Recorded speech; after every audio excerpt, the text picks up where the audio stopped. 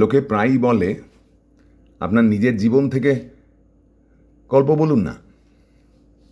মুশকিল হচ্ছে আমার তো সেই রকম বৈচিত্র্যময় ঘটনাবহুল রোমাঞ্চকর জীবন নয়, আর রং চড়িয়ে বলতে ইচ্ছে করে না। তাই সাধারণত সেই ধরনের ঘটনা বেশি মনে পড়ে না, বলবার মতো ঘটনা। যাই হোক, একটা বলি, এটা আমার ব্লগে লেখা আছে, ফুল ইন দ্য সি বলে, সেটাকেই বাংলা করে বলছি। অনেকদিন আগেকার ঘটনা, 1986। আমি তখন ইউনিভার্সিটিতে পড়ি। অপ্রাসঙ্গিক কথায় যাব না। কিছু বন্ধু বান্ধবীকে সঙ্গে নিয়ে আমরা একটা বড় দল গেলাম গোপালপুরে বেড়াতে, উড়িষ্যাতে গোপালপুর অন সি। শুনেছি এখন অনেক ভিড়াক্কার জায়গা হয়ে গেছে, কিন্তু তখন খুবই খোলামেলা নির্জন জায়গা ছিল। একটা লাইট হাউস ছাড়া সমুদ্র সৈকতে দেখার তেমন কিছু ছিল না। আর সারি সারি হোটেল, চতুর্দিকে হকারের ভিড়, যেগুলো গোয়া পুরীর মতো বিচ নষ্ট করে দিয়েছে, সেসব তো ছিলই না। আমরা ইউথ হোস্টেলে উঠেছিলাম, যদিও সেখানে ব্যবস্থাদি খুবই সাধারণ মানের, কিন্তু খুব সস্তাও বটে, সেজন্য আমাদের খুব একটা আপত্তি ছিল না। বেশ খুশি মনেই আমরা 2-3 দিন কাটাতে রাজি হয়ে গেছিলাম। আর বেশিরভাগ সময় তো জানি যে সি বিচেই কাটিয়ে দেবো। এখন এই গোপালপুরের সমুদ্র সৈকত একটু অন্যান্য জায়গার থেকে আলাদা, অন্তত আমার অভিজ্ঞতা অনুযায়ী। খুব ঢালু চড়াই, এবং তার ফলে দীঘা চাঁদিপুরের তুলনায় একটুখানি জলে পা দিয়ে এগোলেই মনে হয় গলা জলে পড়ে গেলাম, আর একটু হলেই ডুবে যাও। আর সেই সঙ্গে ঢেউগুলো তাই জন্য মস্ত মস্ত, বিরাট জোরে এসে ধাক্কা মারে ঘাটে। একটু সাহস করেই নামতে হয়। মনে রাখতে হবে সময়টা হচ্ছে ঠিক পুজো মরশুমের পরে পরে। যাই হোক, 2 দিন তো আমাদের বেশ কেটে গেল, হইচই, চেঁচামেচি, হাসি, আনন্দ, মজা, ফাজলামি। কম বয়সী ছেলেমেয়েরা একদল মিলে বেড়াতে গেলে যা করে আর কি, সেসব আর বেশি বিশদ করে বলবার প্রয়োজন নেই। শুধু শ্রোতা নিজের মতো করে কল্পনা করে নেবেন। অদ্ভুত যে জিনিসটার কথা বলতে চলেছি সেটা হলো তৃতীয় দিন সকালবেলা। আমাদের আগে থেকেই ঠিক ছিল যে মালপত্র গুছিয়ে নিয়ে সেদিনই আমরা 3টে জিপ ভাড়া করে সবচেয়ে নিকটবর্তী যে রেল স্টেশন বহরমপুর, সেখানে পৌঁছে যাব 2-3 ঘন্টার মধ্যে। মেয়েরা গেল দল বেঁধে লোকাল বাজারটা দেখে আসতে শেষবারের মতো। ছেলেরা বেশিরভাগ তখনও হাই তুলছে, ঘুম ভাঙেনি ভালো করে, গজগজ করছে, উঠে মালপত্র গুছাতে হবে, আবার ফিরে যেতে হবে, আবার ক্লাস করতে হবে কলেজে, এইসব। আমার মনে হলো আরেকবার শেষবারের মতো সমুদ্রে চান করে আসি। কেউ আমার সঙ্গে যেতে রাজি হলো না, তাই আমি একাই গেলাম। হয়তো আমি তখনও একটুখানি নিজেও ঘুমন্ত ছিলাম, কিন্তু জলে নামবার সময় আমার খুব একটা কিছু সাধারণের থেকে আলাদা বলে মনে হয়নি। শুধু সমুদ্রটা মনে হয়েছিল অন্য দিনের তুলনায় যেন খুব শান্ত, প্রশান্ত। জলটাও যেন মনে হলো অন্য দিনের তুলনায় একটু ঠান্ডা।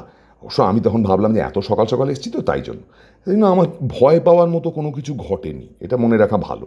আমি বলতে চাইছি না যে আমি খুব অ্যাডভেঞ্চারাস লোক বা খুব সাহসী লোক, কিন্তু আমি জলে নেমে আপন মনে একা একা সাঁতার কাটতে লাগলাম।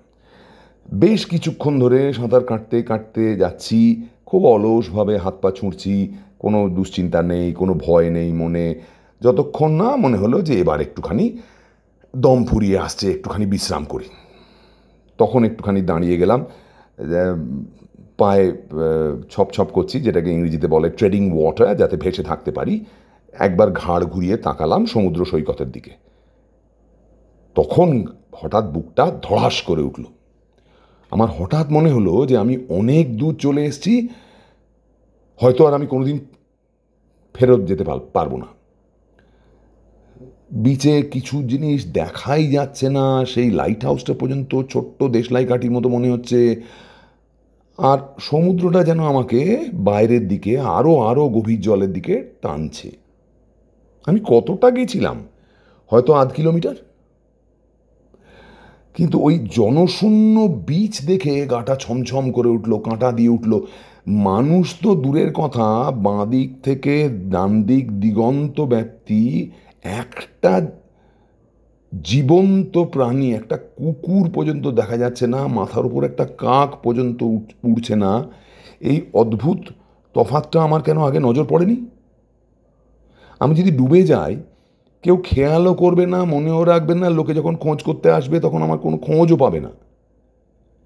কিন্তু তার থেকেও ভয়ানক যে জিনিসটা আমার মনে হলো, সেটা হচ্ছে, আমি কি করে বোঝাবো, চতুর্দিকে প্রকাণ্ড দিগন্ত ব্যাপ্তি সমুদ্রটা খুব ধীরে ধীরে উঠছে নামছে, কোনো ঢেউ নেই, কোনো ফেনা নেই, কোনো আওয়াজ নেই, কিন্তু প্রকাণ্ড মহাকায় জিনিসটা উঠছে নামছে, যেন একটা অতিকায় মহাকায় জীবন্ত প্রাণী আমার নিচে চুপ করে অপেক্ষা করছে। সে জানে যে ক্ষুদ্রাতি ক্ষুদ্র, তস্য ক্ষুদ্র একটা সামান্য প্রাণের কণা, একটি একা মনুষ্য তার খপ্পরে পড়েছে, তার আর রেহাই নেই, এবং সে অপেক্ষা করছে। বিড়াল যেরকম ইঁদুরটাকে মারার জন্য অপেক্ষা করে, সেইভাবে প্রাণ ভয় আমি প্রাণপণে সাঁতার কাটতে আরম্ভ করলাম। আমি বোধহয় জীবনে তার আগে আর পরে অত জোরে ওইরকম প্রাণপণে সাঁতার কোনোদিন কাটিনি। আমার স্নায়ুমণ্ডলে আঘাত হলো, আমার মাংসপেশিতে আঘাত হলো, আমি আমি সম্ভবত নিজের বিপদ বাড়িয়ে ফেললাম, কারণ প্যানিক অ্যাট্যাক হলে, ক্র্যাম্প হলে আমার তো তক্ষুনি ডুবে যাওয়ার সম্ভাবনা ছিল। কি করে যে আমি পৌঁছলাম ঘাটে আমি জানি না। আসলে তো খুব বেশি দূরে যাইনি। যতক্ষণে আমি ইউথ হোস্টেলে গিয়ে পৌঁছেছি ততক্ষণে আমার নিজেকে একটু বোকা বোকাই লাগতে আরম্ভ করেছে। কেন খামোখা অত ভয় খেলাম কে জানে।